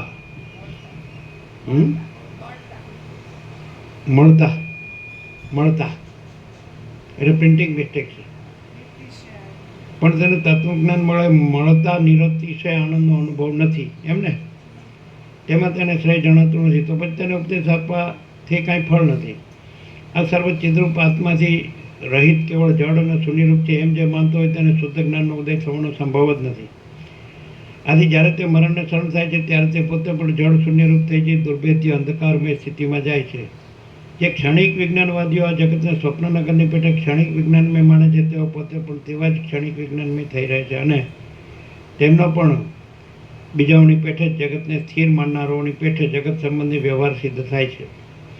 પંચમહાભૂતોને કોઈ સ્થિર માનો અને કોઈ અસ્થિર માનો, પરંતુ તે બંને રીતે માનનારને જગતના સુખ દુઃખ આદિ વિચિત્ર વ્યવહારને પ્રાપ્ત થવામાં કશો અંતર નથી. પંચભૂતોને સ્થિર માનો કે અસ્થિર માનો, પરંતુ સુખ દુઃખ તો બંને મતવાળાને સમાન જ છે. તત્વજ્ઞ પુરુષોની દ્રષ્ટિમાં પૃથ્વી આદિ પંચમહાભૂતોની સ્થિરતા વિશે કે અસ્થિરતા વિશે કશો આગ્રહ હોતો નથી. તેમના મત પ્રમાણે પૃથ્વી આદિ ભૂતો ગમે તો ભલે સ્થિર હો કે ગમે તો ભલે અસ્થિર હો, પણ તે ચિદાકાશનો એક વિલાસ માત્ર છે અને જ્યાં સુધી અજ્ઞાન હોય ત્યાં સુધી તે ચારે બાજુ ચોબાજુ પ્રસરી રહેલ ભાસે છે. ચોબાજુ એટલે ચારે બાજુ. જીવ ચૈતન્યનું જળપણું અને ક્ષણિકપણું ઘટતું નથી. કેમ કે જો તે પોતે જળ અને ક્ષણિક હોય તો એ બંને ભાવનો પ્રથમ પોતે અનુભવ જ કરી શકે નહીં. એમ છતાં જેઓ તેના જળપણાનો અને ક્ષણિકપણાનો નિશ્ચય કરી લે છે તેવા મૂર્ખાઓ સાથે આપણે ભાષણ કરવાની પણ કાંઈ જરૂર નથી. જેઓ શરીરે ચિદ્રૂપ આત્મામાંથી વિવર્ત રૂપે ઉત્પન્ન થયેલ છે એમ માને છે, તેઓ તેમની સમજણ વાસ્તવ હોવાથી ધન્ય છે. જેઓ જળ શરીરમાંથી ચિદ્રૂપ આત્માને ઉત્પન્ન થયેલું માને છે તેવા અધમ પુરુષોનું આપણે કાંઈ કામ નથી. અનેક પ્રકારના જીવોરૂપી સંભળાય જ બરાબર, અનેક પ્રકારના જીવોરૂપી બીજોનો સમૂહ વસ્તુતા જોતા ચિદ્રૂપ છે અને તે આકાશમાં ફરતા મચ્છરા આદિ જીવોના સમૂહની પેઠે તથા ક્યારા આદિમાં પુરુષના જળની પેઠે ઉપરના લોકોમાં, નીચેના લોકોમાં અને આડાવડા બીજા સ્થળોમાં ભમે છે. હિરણ્યગર્ભ અને અનેક જીવોરૂપી બીજોના સમરૂપ છે અને તે જીવોની વાસના પ્રમાણે કલ્પના આદિકાળમાં વ્યષ્ટિરૂપી અનેક બીજા જીવોને પોતાની અંદર કલ્પી લે છે. તે જીવો ક્રિયાઓમાં કર્તાપણાનો અભિનિવેશ રાખી તેમાં આસક્ત થઈ પોતે પોતામાં કર્તાપણાને અનુભવે છે અને સંસારમાં ભમે છે. જે જીવ જેવી દ્રઢ ભાવના કરે છે તે જીવ પોતે ચિદ્રૂપ હોવાથી તત્કાળ ભાવનાના બળથી પોતે પ્રાપ્ત થાય છે, તેને પ્રાપ્ત થાય છે. આ વાત ઠેઠ બાળક સુધી નિર્વિવાદ રીતે સિદ્ધ છે. આકાશમાં જેમ ધુમાડાઓના વિચિત્ર ગોટાઓ જોવામાં આવે છે અને મહાસાગરમાં જે મોટા વિસ્તારવાળા જળના અનેક વિચિત્ર તરંગો જોવામાં આવે છે, તેમ ચિદાકાશની અંદર સંસારની અનેક વિચિત્ર ઘટનાઓ જોવામાં આવે છે. મનુષ્યને જેમ સ્વપ્નમાં ચિદાકાશ જ નગર રૂપે જોવામાં આવે છે, તેમ ચિદાકાશ જ સૃષ્ટિના આરંભકાળથી માંડી વિવર્ત રૂપે આ જગત રૂપેમાં થઈ રહેલ દેખાય છે. જેમ સ્વપ્નમાં દેખાતા નગરની સ્થિતિમાં એક ચિદાકાશ વિના બીજા કશા પણ સહકારી કારણો હોતા નથી, તેમજ પ્રથમ સૃષ્ટિના આરંભકાળમાં જગતની સ્થિતિ સમયમાં ચિદાકાશ વિના બીજા જુદા પૃથ્વી આદિ પંચભૂતો હોતા જ નથી. સ્વપ્નનગરની અંદર તેના અવયવો રૂપે દેખાતા ઘરોની જે જુદા જુદા ખંડોરૂપી પૃથ્વી છે તે જ આ જગતરૂપી સ્વપ્નમાં પુષ્ટતાને પ્રાપ્ત થઈ ગયેલી છે. આ સર્વ પ્રજા ચિદાકાશ રૂપ જ છે, તેમાં દ્વિત્વ કે એકત્વ કશું જ નથી. કેમ કે શુદ્ધ ચિદાકાશમાં વળી બીજી કલ્પના કેવી હોય? જે કાંઈ આ વિચિત્ર રૂપે ભાસે છે તે ચિદાકાશ જ છે. ત્રિવિધતાપને મટાડવાથી અતિ શીતળ અને આનંદ ઉપજાવનારી ચિદાકાશ રૂપી ચંદ્રિકા જે કાંઈ પદાર્થોની પ્રતીતિ થવા રૂપી પ્રકાશને ઉત્પન્ન કરે છે તેને લીધે જ આ જગત ખડું થયેલું વાસે છે. પ્રથમ સૃષ્ટિના આદિકાળમાં તે ને અંતે છેવટ પ્રલય સમયમાં આકાશની પેટે સૃષ્ટિ આદિથી શૂન્ય સ્વરૂપે રહેનાર ચિદાકાશમાં, જો કે આજે આપણને સૃષ્ટિ જોવામાં આવે છે તો પણ તે ચિદાકાશ રૂપ જ છે. ચિદાત્મા બહિર્મુખ થાય છે એટલે તે સૃષ્ટિ ઉદય પામે છે અને તે અંતર્મુખ થાય છે એટલે તે અસ્ત પામે છે. સત્ય ચિદ્રૂપ આત્મા જેને જેવી રીતે દ્રઢ નિશ્ચય વડે સમજે છે તેનો તેને તેવી જ રીતનો અનુભવ થાય છે. જ્યારે આ સર્વ સરળ રૂપના આકાશ જેવું સ્વચ્છ ચિદાકાશ રૂપ છે તો પછી વળી તેમાં બીજું શું હોય? એમ સારી રીતે સમજી રહેલા અને પરમપદમાં વિશ્રામ થયેલા મહાત્માઓ ચિત્તને શાંત રાખી ચિદરૂપે વિદ્યમાન છતાં દ્રશ્યરૂપે અવિદ્યમાન જેવા થઈ રહે છે. માન અને મોહથી રહિત થઈ ગયેલા, સંગદોષને જીતનારા અને પ્રાપ્ત થયેલા કાર્યો કરનારા તત્વજ્ઞ પુરુષો કાર્યમાં તથા વ્યવહાર દ્રષ્ટિમાં જાણે યંત્રના બનાવેલા પુતળાઓ તેવા નિર્વિકાર રહે છે. શ્રી યોગાસિદ્ધ મહારામાયણમાં નિર્વાણ પ્રકરણના ઉત્તરાર્ધનું નાસ્તિક્ય નિરાકરણ નામનો સર્ગ સમાપ્ત. સર્ગ 101મો. આ 101માં સર્ગમાં તત્વજ્ઞ પુરુષો સર્વત્ર એક ચિન્મય તત્વને દેખે છે તેનું તથા તેઓને ભયના કારણો જ ઉત્પન્ન નહીં થવાથી તેઓની અભય સ્થિતિ વિશેનું વર્ણન કરવામાં આવશે. તત્વજ્ઞ પુરુષોની અભય સ્થિતિ. વસિષ્ઠ બોલ્યા, પુરુષ પોતે ચિન્માત્ર છે. ચિદ્રૂપ તત્વ જ વિવર્ત રૂપે આવા અનેક પ્રકારે થઈ રહ્યો છે તો પછી ચિન્માત્ર સિવાય બીજું શું ઘટી શકે એમ છે? એ ચિન્માત્ર તત્વ નિર્મળ આકાશરૂપ છે અને દ્રષ્ટા તત્વ છે એ બંને તેનો વિવર્ત છે. આમ જગત ચિન્માત્ર છે તો તેમાં હોય હે ત્યાગ, હે બુદ્ધિ કે ઉપાદેય સ્વીકાર બુદ્ધિ ક્યાંથી હોય? જે લોકો બૃહસ્પતિએ રચેલા બુદ્ધ શાસ્ત્રને અનુસરનારા વિજ્ઞાનવાદીઓ છે તેમના મતમાં ક્ષણિક વિજ્ઞાનથી જુદું જગત જ છે નહીં, તો પછી તેમના મત પ્રમાણે પણ રાગદ્વેષનો કશો વિષય જ ન હોવાથી તેમનો પ્રસંગ જ ક્યાંથી આવે? પરંતુ તેમને ચિદાત્મા વિના બીજું શું સારરૂપ ભાસનું હશે કે તેઓ તેને નિત્ય નહીં માનતા હોય? હે પ્રિય રામચંદ્રજી, જગતરૂપી સ્વપ્ન ચિદાકાશનું જે એક વિવર છે તો તમે જ કહો કે તેની અંદર ઇષ્ટ અનિષ્ટ બુદ્ધિ કે રાગદ્વેષ આદિ દોષો કેવા રૂપે રહી શકે? ચિદાકાશ પોતાના સ્વરૂપની અંદર જ અમુક હે છે અને અમુક ઉપાદેય છે એવી કલ્પના કરી લે છે, પણ ખરું જતાં તેના નિર્મળ સ્વરૂપમાં સર્વ નિર્મળ ચિદાકાશ રૂપ જ છે એમ છે તો પછી તમે ઇષ્ટ અનિષ્ટ આદિ દ્રષ્ટિ વળી કેવી હોય? મનુષ્ય, દેવતા અને નાગ વગેરે ચિદરૂપ છે. સ્થાવર અને જંગમ એ બંને પણ ચિદરૂપ છે. વળી સમુદ્રમાં થતા તરંગો તથા ચક્રીઓની પેટે ભાવ અભાવ વગેરે સર્વ એ ચિદાકાશનો જ વિલાસ છે. હું ચિદાકાશ રૂપ છું, તમે ચિદાકાશ રૂપ છો અને મનુષ્ય પણ ચિદાકાશ રૂપ છે. આપણે કોઈ દિવસ મળતા નથી, કેમ કે ચિદાકાશ ક્યારેય મરેલ છે. હે વિશાળ નેત્રવાળા રામચંદ્રજી, ચિદાકાશ પોતે સાક્ષી ચૈતન્ય રૂપ કહેવાય છે. તેનાથી જુદું દ્રશ્ય જ નથી. તે પોતે ચિદ્રૂપ હોવાથી વિવર્ત ભાવથી દ્રશ્યરૂપ થઈ રહેલ છે. માટે દ્વિત્વ એકત્વ પણ ક્યાં રહ્યા છે? જો એમ જ છે તો પછી ચિદાકાશ વિના બીજી નિત્ય હોય એવી કઈ વસ્તુ છે? આ તમે જ મને કહો. જો તે મરી જતું હોય તો પછી આજે આપણે જે સર્વ બેઠા છીએ તે ક્યાંથી હોઈએ? બૌદ્ધાદી અને ચારવકાદી વાદીઓ ચિદાકાશને છોડીને બીજા રૂપ હોય તો તમે કહો. એ ચિદાકાશને કેટલાક બ્રહ્મ કહે છે, કેટલાક જ્ઞાનરૂપ કહે છે અને કેટલાક શૂન્ય કહે છે. કેટલાક એને મદિરામાંથી પેદા થતી મદ શક્તિને જેવું કૃત્રિમ કહે છે, કેટલાક એને પુરુષ કહે છે, કેટલાક એને ચિદાકાશ રૂપ કહે છે, કેટલાક એને શિવરૂપ કહે છે અને કેટલાક એને આત્મારૂપ કહે છે. એવી રીતે ચિન્માત્ર પરમ તત્વને જુદા જુદા નામોથી કહેવામાં આવે તો પણ તે કોઈ દિવસ બીજું થઈ જતું નથી. કેમ કે સર્વમાં ચિદરૂપે રહેલ તે તત્વ પોતે જ સર્વ વિકલ્પનું સાક્ષી રૂપ છે. તેથી તે પોતાના આત્માને એવા પ્રકારે સમજે છે. બાકી બીજું કશું તેનાથી જુદું નથી. મારા અવયવો ભલે ચૂરે ચૂરા થઈ જાઓ કે તે મેરુની જેવા વૃદ્ધિને પ્રાપ્ત થાવ, પરંતુ મારી ચિદરૂપની તેથી શી ક્ષતિ કે શી વૃદ્ધિ થશે? જો કે આપણા પિતામહ અને વડવાઓ મરી ગયા છે, પણ ચિદરૂપ તત્વ મરેલ નથી. જો કદાચિત તે ચૈતન્ય તત્વ મરી ગયેલ હોય તો આપણામાં રહેલ ચૈતન્ય તત્વ અને તેમનામાં રહેલ ચૈતન્ય તત્વ એક જ છે. તેથી આપણું ચૈતન્ય પણ મરણ પામ્યાથી આપણો જન્મ થવો સંભવતો નથી. ચિદાકાશ અક્ષય છે અને તેનો જન્મ કે નાશ થતો નથી. આકાશનો નાશ શું થાય અને શી રીતે થાય એ તમે જ કહો. ચિદાકાશ અવિનાશી છે અને તે પોતાના એક વિવર્ત રૂપે આ જગતના આકાર પ્રતીતિમાં આવે છે. એ તત્વ જન્મ મરણથી રહિત છે અને કેવળ પોતાના સ્વરૂપમાં સદાકાળ રહે છે. ચિદાકાશ રૂપી એક સ્ફટિકનો પર્વત છે. તેને આદિ મધ્ય અને અંત નથી. તે પોતાની અંદર જગતને પ્રતિબિંબ રૂપે ધારણ કરે છે અને પાછો તત્વ સાક્ષાત્કાર થવા રૂપી અગ્નિ વડે તેને ભસ્મ કરી દે છે. તે પોતાના સ્વચ્છ સ્વરૂપમાં સ્થિર થઈ રહે છે. હે પ્રિય રામચંદ્રજી, અંધકાર વડે રાત્રિમાં દેખાતું વાદળાના સમૂહના જેવું કંઈક અનિર્વચનીય જગતનું આવરણ પ્રાતઃકાળમાં જોતા ક્રમે કરીને નિશેષ રીતે ક્ષીણ થઈ જાય છે. તે જ પ્રમાણે પોતાના સ્વરૂપની અંદર અજ્ઞાનરૂપી અંધકાર વડે કલ્પાયેલું આ જગત પણ ક્રમે કરી જ્ઞાન વડે નિશેષ રીતે ક્ષીણ થઈ જાય છે. સમુદ્ર જેમ પોતાની અંદર જળ આદિને અને ચક્રી આદિને પોતાના અંગ રૂપે ધારણ કરી લે છે, તેમ ચિદાકાશ પણ પોતાની અંદર જગતરૂપી એક અવયવને વિવર્ત રૂપે ધારણ કરી રહેલ છે. પુરુષ પોતે ચિદરૂપ જ છે અને તે આકાશની પેટે કોઈ દિવસ નાશ પામતો નથી. તો પછી હું નાશ પામું છું એવો શોક કરવો વ્યર્થ છે. એક દેહમાંથી બીજા દેહની પ્રાપ્તિ થવાથી ઉલટો નવો મહોત્સવ પ્રાપ્ત થાય છે. તો હે મૂળ પુરુષો, મરણરૂપી એક હર્ષસ્થાનમાં તમે શા માટે ખેદ પામો છો? જો કદાચિત તમને એવો જ ભ્રમ હોય કે મરી ગયા પછી પાછો પુનર્જન્મ થતો નથી, તો પણ મરણમાં એક મોટો પુરુષાર્થ રહ્યો છે એમ સમજવું. કેમ મરણ થવાથી ભાવ અભાવ, લેવું દેવું વગેરે સંબંધી જન્મ અને જરા મરણ, ભય, શોક આદિ વ્યાધિ સંબંધી જોર શાંત થઈ જાય છે. એવી રીતે જન્મ મરણ હોય તો પણ તેમાં સુખ દુઃખ માનવાથી કશો જ અવકાશ નથી. માનવાનો કશો જ અવકાશ નથી. વસ્તુ તો એ જોતા મરણ પણ નથી, જન્મ પણ નથી અને તેને લીધે સુખ દુઃખ પણ નથી. કેમ કે મિથ્યાઓથી આ કશું છે જ નહીં. ચિદાકાશ જ આ સર્વના આકારે વિવર્ત રૂપે થઈ રહેલ છે. મરી ગયા પછી જો પાછો બીજા દેહનો લાભ થતો હોય તો એક નવો જ ઉત્સવ પ્રાપ્ત થાય છે. કેમ કે મરણ એ જરા રોગ આદિથી ઝડપાયેલા કારાગૃહ જેવા પૂર્વ દેહનો જ નાશ છે. તો એ તો પરમ સુખરૂપ છે. મરણમાં દેહ, જીવ વગેરે સર્વનો અત્યંત નાશ થઈ જાય છે.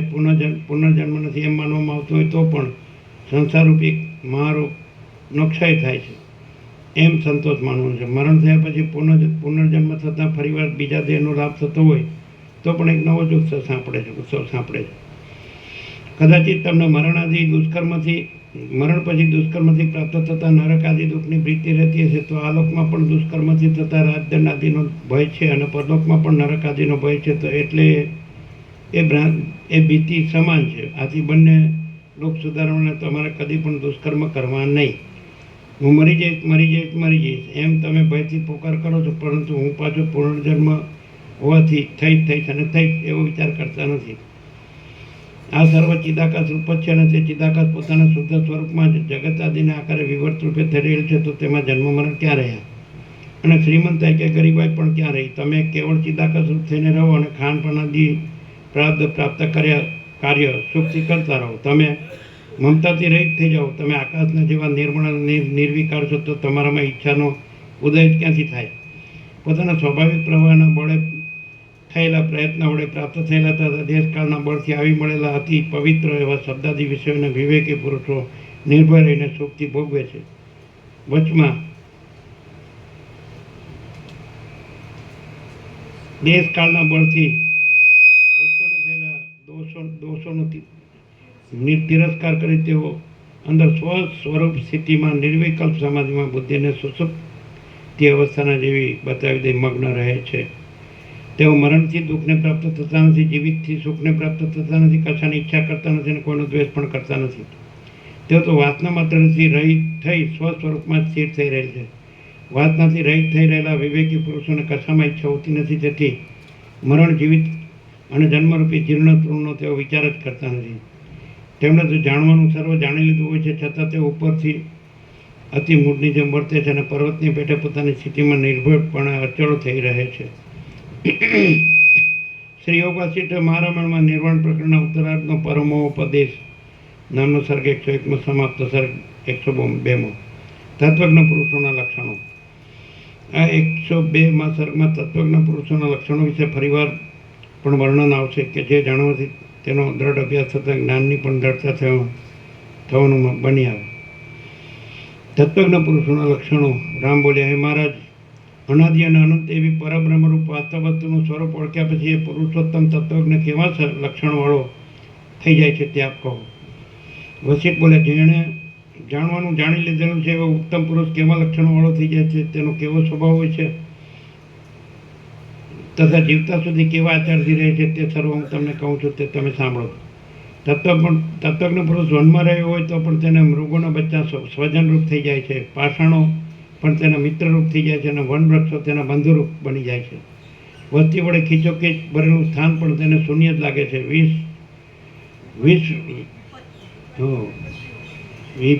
વિપત્તિઓ, અડધો અક્ષર ઉપર છે ને અડધો નહીં, વિપત્તિઓ પણ તેને અત્યંત સંપત્તિરૂપ દેખાય છે અને તે પોતે મહારાજા ઉપર રાજા રૂપે થઈ રહ્યો હોય છતાં જે દુઃખ આવી પડે તે તેને મહોત્સવ જેવા લાગે છે.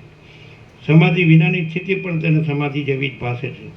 મોટું દુઃખ પણ તેને સુખરૂપ જ દેખાય છે. લોક દ્રષ્ટિ વડે દેખાતો તેનો વ્યવહાર પણ ઉત્તમ મૌનરૂપ હોય છે અને તે કર્મ કરતા છતાં કશું પણ કરતો નથી. તે જાગતા છતાં નિર્વિકલ્પ આત્મામાં સ્થિતિ રાખી હોવાથી સુષુપ્તિ અવસ્થાવાળાના જેવો હોય છે. જીવતા છતાં શરીર વગરના આત્મામાં સ્થિતિ હોવાથી મુવા જેવો તે થઈ રહે છે.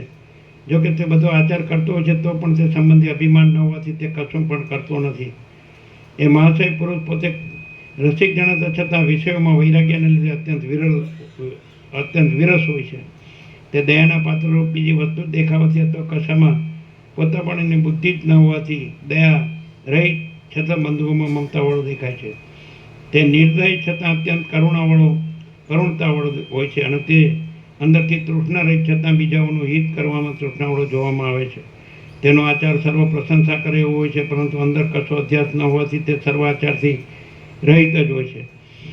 પોતે શોક, ભય અને આયાસથી સાવ રહિત હોય છે, છતાં બીજાઓનું દુઃખ દેખી જાણે પોતે શોક કરતો હોય તેવું જણાય છે. તેનાથી કોઈ પણ પ્રાણીને ઉદ્વેગ થતો નથી, તેમે પોતે પણ કોઈનાથી ઉદ્વેગ પામતો નથી. રસિક છતાં તે સંસારમાં પરમ ઉદ્વેગને ભયને પ્રાપ્ત થઈ જાય છે. જે કાંઈ દૈવી યોગે પ્રાપ્ત થાય છે તેની તે પ્રશંસા કરતો નથી, તેમ જે પ્રાપ્ત ન થયેલો હોય તેને તે ઈચ્છતો પણ નથી. હર્ષશોક ઉત્પન્ન થવાનું કારણ આવી પડે અને તે અનુભવમાં આવતું હોવાથી તથાપિ તે હર્ષશોકને વશ થઈ જતો નથી. દુઃખિત પુરુષની પાસે તે દુખ્યાની વાતો કરે છે અને સુખી પુરુષની પાસે સુખ્યાની વાતો કરે છે. પોતે તો સર્વ અવસ્થાઓમાં હૃદયમાં સુખ દુઃખને અધીન ન થઈ જતા શાંત થઈ રહે છે. પુણ્ય કર્મ સિવાય બીજું કશું પણ તેને રૂચતું નથી, કેમ કે જે ચેષ્ટા શાસ્ત્રવિહિત નથી તેનો ત્યાગ કરવો એવો મહાત્માઓનો સ્વભાવ જ હોય છે. તે કોઈ પણ પદાર્થમાં આસક્ત થઈ જતો નથી, તેમજ તે કોઈ પ્રસંગે વિવેકને છોડી દેતો નથી.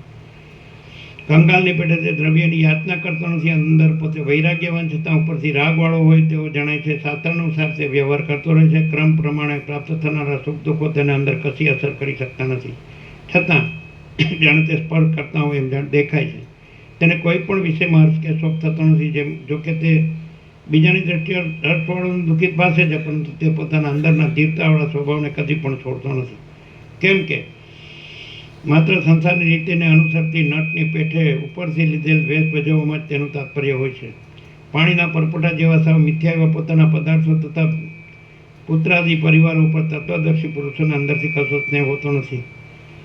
તત્વજ્ઞ પુરુષો અંદર અનાસક્તિને લીધે કશા ઉપર પ્રીતિ ન હોવાથી સ્નેહ વિનાના હોય છે, છતાં જાણે તેમનું હૃદય અતિ ઘાટા સ્નેહથી બહુ જ આદર થઈ રહ્યું હોય તેમ ક્રમ પ્રમાણે તેઓ સર્વના ઉપર પોતાની સ્નિગ્ધ વૃત્તિ બતાવતા રહે છે. મૂળ પુરુષો તો દેહમાં આત્મબુદ્ધિ થવા રૂપે વિષ વડે જાણે મૂર્છિત થઈ રહ્યા હોય તેમ વિષયોમાં જ લીન થઈ જાય છે, છતાંય નારકી જેવો વૈતરણી નદીના પ્રવાહમાં તણાતા જઈ વાયુની પેઠે માત્ર ઉપર પરથી જ વૃથા વિષયોને ભોગવે છે, પણ વિષયોને અનુભવી વિશ્રાંતિ મેળવી શકતા નથી.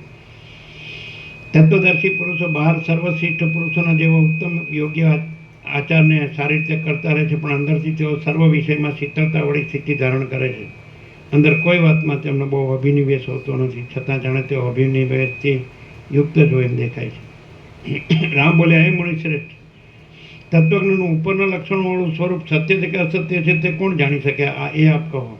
કેમ કે દંભ વડે અજ્ઞાની પુરુષ પણ એવી તરેનો જોવામાં આવે છે. હે મહારાજ, અશ્વના જેવું બ્રહ્મચર્ય પાળનારા દુષ્ટ ચિત્તવાળા, માન પ્રતિષ્ઠા ઇત્યાદિ ઈચ્છનારા કેટલાક દાંભિક પુરુષો પણ પોતાના તપસ્વીપણાની મિથ્યા ખ્યાતિ લોકોમાં દ્રઢ થાય એટલા માટે મહાત્માના જેવો આડંબર કરે છે. વશિષ્ઠ બોલે, મેં કહેલા લક્ષણવાળું તત્વજ્ઞનું સ્વરૂપ ભલે અસત્ય ઉપરથી આડંબર માત્ર હો અથવા ભલે સત્ય હો, પરંતુ એ સ્થિતિ દુર્લભ હોવાથી ઉત્તમ જ છે. બાકી તત્વદર્શી વિદ્વાનોમાં તો એ લક્ષણોનો સમૂહ પોતાના સ્વાભાવિક અનુભવના બળથી દ્રઢ થઈ રહ્યો હોય છે એમ તમે સમજો. તત્વજ્ઞ પુરુષો ક્રિયાના ફળમાં કશો આગ્રહ રાખ્યા વિના રાગીની પેટે જ ચેષ્ટા કરતા રહે છે અને અંદરથી પોતે વિતરાગ હોય છે. તેમની હાંસી થાય એવું કશું પણ તેમનામાં દુર્વ્યસન હોતું નથી. તેઓ તો અવિવેકી પુરુષોને દુઃખિત જોઈ પોતે કરુણા વડે આકુળ થઈ જે હસે છે. તેઓ આ સર્વદ્રશ્યને તેનું વાસ્તવ સ્વરૂપ ઓળખાયાથી ચિત્તરૂપી અરીસામાં દેખાતી કપટની બનાવટી ભીતની પેઠે અને સ્વપ્નમાં હાથ આવેલા સુવર્ણની પેઠે અસત્ય સમજે છે. જેમ ચંદનના કાષ્ઠોની સુગંધ દૂરથી કૃમિ આદિ જીવોને જાણવામાં આવતી નથી, તેમ આવા મહાત્માઓની અંદર રહેલી શીતળતાને કોઈ પણ બીજા પ્રાણીઓ જાણી શકતા નથી. પરંતુ જેમ સર્પના પગને સર્પ જ ઓળખે છે, તેમ એ મહાત્માઓને તેમના જેવા જ શુદ્ધ ચિત્તવાળા જ્ઞાતજ્ઞેય જાણવાનું જેને જાણી લીધું છે એવા પુરુષો ઓળખી લે છે. સર્વથી ઉત્તમ એવા મહાત્માઓ પોતામાં રહેલા ઉત્તમ લક્ષણને છુપાવે છે. કેમ કે ગામડામાં મળનારા ધન આદિ વડે ખરીદી ન શકાય એવા અમૂલ્ય મણીને બજારમાં કોણ વેચવા કાઢે? તત્વજ્ઞ મહાત્માઓનું પોતાની અંદર રહેલા ગુણોને છુપાવવામાં તાત્પર્ય હોય છે, પરંતુ બીજાઓને દેખાડવામાં તેમનું તાત્પર્ય હોતું નથી. કેમ કે હે રામચંદ્રજી, તેમનામાં કોઈ પણ જાતની વાસના હોતી નથી, તેમજ દ્વૈત બુદ્ધિથી પણ તેઓ રહિત હોય છે અને તેમનામાં કશું પણ અભિમાન હોતું નથી. હે રામચંદ્રજી, એ મહાત્માઓને એકાંત, નિરભિમાનપણું, અકિંચનપણું, દરિદ્રતા અને મનુષ્યની ઉપેક્ષા એ સર્વ જેવું સુખ ઉત્પન્ન કરે છે તેવું સુખ મોટી સમૃદ્ધિ પણ આપી શકતી નથી. તેમનું વિદિત વિદ્યપણું પોતાના અનુભવ વડે જાણી શકાય એવા નિરતિશય આનંદ વડે તેઓ ભરપૂર હોય છે. તે બીજાઓને જણાવી શકાતું નથી અને બીજો વિવેકી પણ તેને દેખી શકતો નથી. મારા અમુક ગુણને મનુષ્ય જાણે મારી પૂજા કરે એવી ઈચ્છા અહંકારવાળા દાંભિક પુરુષોમાં હોય છે, પરંતુ તે મુક્ત ચિત્તવાળા પુરુષોમાં હોતી નથી. હે રામચંદ્રજી, અવિવેકી પુરુષોને પણ આકાશગમન આદિ ક્રિયાના ફળો અહીં મંત્ર, ઔષધિ આદિના બળથી સિદ્ધ થાય છે. વિવેકી હો કે અવિવેકી હો, જ્ઞાનવાન કે મૂઢ હો, પરંતુ જે પુરુષ જેવો કલેશ સહન કરવાના સમર્થ હોય તેવું કલેશ ભોગના પ્રમાણમાં ફળ તે અવશ્ય પામે છે. જેમ ચંદનની અંદર સુગંધ રહેલી છે, તેમ સર્વના હૃદયની અંદર પોતાના વિહિત નિષિદ્ધ કર્મનું ફળ અપૂર્વ રૂપે રહ્યું હોય છે. તે કર્મ કરનાર પુરુષને કાળે કરીને આયુર્ભાવને પ્રાપ્ત થતા અનુભવમાં આવે છે. જેને અહમતા, વાસના, દ્વૈત બુદ્ધિ અને દ્રશ્ય પદાર્થોમાં વાસ્તવિકપણું જણાય છે, તે જ આકાશગમનાદિ ક્રિયાના ફળને સાધે છે. પરંતુ જે તત્વજ્ઞ પુરુષ સમજે છે કે આ સર્વ સિદ્ધિ આદિ તુચ્છ છે અથવા ભ્રાંતિ માત્ર છે અથવા ચિદાકાશુક છે, તેઓ વાસના રહિત હોઈને કેવળ કર્મરૂપી વંટોળિયા વાયુના સપાટા જેવી આકાશગમનાદિ સિદ્ધિઓને આપનારી મંત્ર, ઔષધાદિ સંબંધી ક્રિયાને તે શા માટે સાધે? તેને આ સંસારમાં કર્મ કરવાથી પણ કશું પ્રયોજન હોતું નથી અને કર્મ ન કરવાથી પણ કશું પ્રયોજન હોતું નથી. વળી સર્વ પ્રાણીઓમાંથી તેને બીજો અર્થ પણ કાઢી લેવાનો હોતો નથી, કેમ કે પૃથ્વીમાં, સ્વર્ગમાં કે દેવતાઓમાં કોઈ પણ સ્થળે એવું કશું પણ નથી કે જે ઉદાર ચિત્ત વૃત્તિવાળા તત્વવેતાને લોભ ઉત્પન્ન કરે, જેની નજરમાં આ સમસ્ત ત્રૈલોક્ય તૃણના જેવું કે રજના જેવું તુચ્છ છે, તેને બીજી સી અનાત્મ વસ્તુ ગ્રહણ કરવા યોગ્ય જણાય. સંસાર યાત્રાનો નિર્વાહ ચલાવી લેનાર પરિપૂર્ણ ચિત્તવાળો તત્વજ્ઞ મહાત્મા પુરુષ યથાસ્થિત રીતે પોતે રહે છે અને યથાપ્રાપ્ત શિષ્ટાચારને અનુસરે છે. તત્વજ્ઞ પુરુષ પોતે નિરંતર અંદર શીતળ રહે છે, મૌનને, નિસંકલ્પ દશાને, કિમા વૃથા આલાપના ત્યાગને ધારણ કરે છે. તેની મનોભૂમિ શુદ્ધ સત્વમય હોય છે, પરિપૂર્ણ ભરેલા મહાસાગરના જેવો તેનો આકાર હોય છે અને તેનો અભિપ્રાય ગંભીર તથા લોકોને સહેલાઈથી જણાઈ શકે તેવો હોય છે. રસાયણના ચારે બાજુથી પરિપૂર્ણ રીતે ભરેલા ધારાની પેઠે તે પોતાના આત્મામાં આનંદને ધારણ કરે છે અને શુદ્ધ પૂર્ણચંદ્રની પેઠે બીજાઓને પણ તે આનંદ ઉપજાવે છે. પંડિતોની બુદ્ધિઓ જેવો આનંદ આપે છે તેવો આનંદ મંદાર વૃક્ષની મંજીરોની નિકુંજો પણ વડે પીળી થઈ ગયેલી દેવભૂમિઓ પણ આપી શકતી નથી. સારગાહી વિવેકી પુરુષ ગ્રીષ્મ ઋતુ સંબંધી સૂર્યના જેવા પ્રકાશ આપનારા પદાર્થોમાં ચંદ્રબિંબ પાસેથી શીતળતારૂપી સારનું ગ્રહણ કરે છે. સુગંધને ભોગવનારા પદાર્થોમાં વસંત ઋતુ પાસેથી નિર્લેપ રહેવારૂપી સારનું ગ્રહણ કરે છે અને સૌભાગ્યને ભોગવનારા પદાર્થોમાં મહાત્માઓના નિર્વિકાર રહેનારા ચિત્તો પાસેથી નિષ્ફળ રહેવા રૂપી સારનું ગ્રહણ કરે છે. આ જગત ભ્રાંતિ માત્ર છે, ઇન્દ્રજાળ જેવું છે અને મિથ્યા છે એવો નિશ્ચય કરી વિવેકી પુરુષ પ્રતિદિન વાસનાઓને મુકતા જાય છે. તત્વજ્ઞ પુરુષ શીત ઉષ્ણાદિ દુઃખો પોતાના દેહમાં રહ્યા હોય તો પણ જાણે કોઈ બીજાના દેહમાં રહેલો હોય તેમ તેનો અનાદર કરે છે. વૈરાગ્યવાન વિવેકી પુરુષ કરુણા વડે ઉદાર એવી પોતાની વૃત્તિ વડે સર્વસ્વ આપી દઈને પણ આર્ત પુરુષને પાલન કરવાનું પરમ વ્રત ધારણ કરે છે. પુષ્પ ફળ આદિને ધારણ કરવાવાળી લતાની પેઠે પરોપકાર કરવામાં પરાણે એવી પોતાની વૃત્તિથી તે એક જળ માત્રથી પણ સંતોષ માનેલી પોતાની ઉત્તમ સ્થિતિમાં જ રહે છે.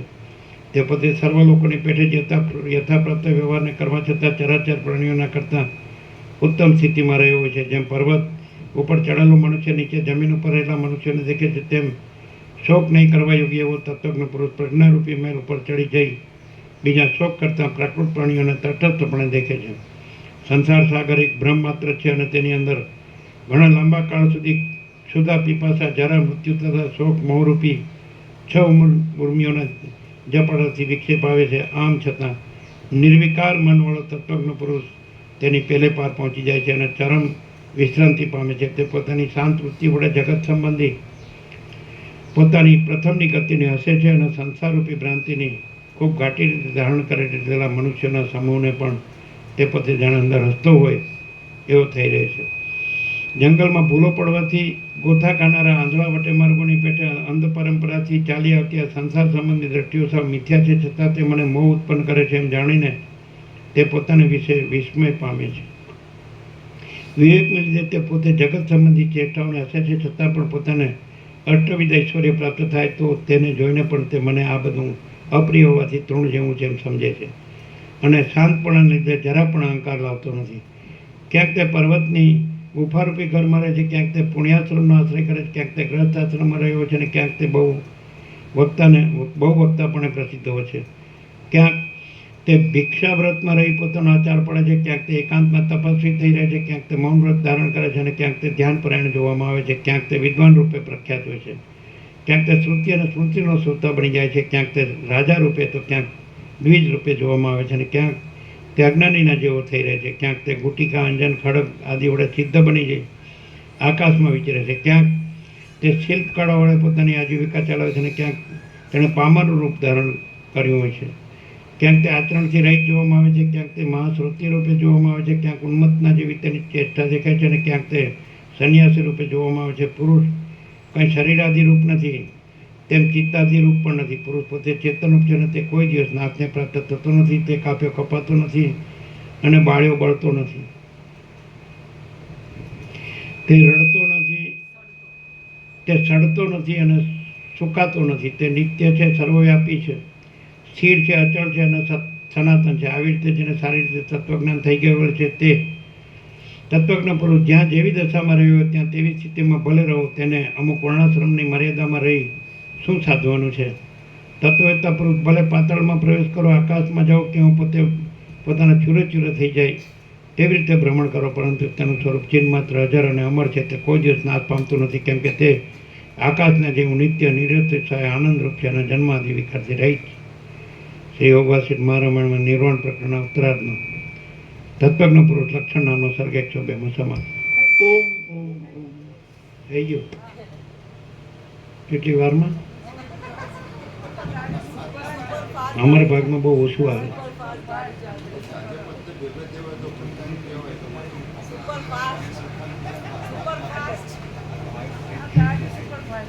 આમ સંભળાય બરોબર? સમજાય બરોબર?